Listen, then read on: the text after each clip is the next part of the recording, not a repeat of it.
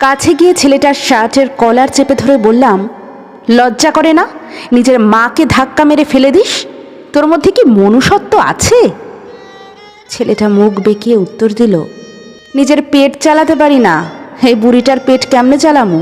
তাছাড়া আপনি বলার কেডা? খাবারটা কি আপনি দেবেন? বৃদ্ধ মহিলা আমার পা জড়িয়ে ধরে কেঁদে কেঁদে বলল, বাপজান ও ছোট মানুষ, ওরে মাইরেন না বাপজান, পোলাটার 2 দিন ধইরা অসুখ। ছেলের প্রতি মায়ের এরূপ ভালোবাসায় আমার চোখে হাসি চলে এলো। ছেলেটির শার্টের কলার ছেড়ে দিতেই ছেলেটা হন হন করে চলে গেল। আমার বাড়ি ফেরার তাড়া থাকায় বৃদ্ধ মহিলার হাতে 500 টাকা দিয়ে বাড়ির পথে রওনা দিলাম। মুহূর্তেই নিজের উপর ঘৃণা হতে লাগলো। আমি নিজেও তো মায়ের সাথে কথা বলি না।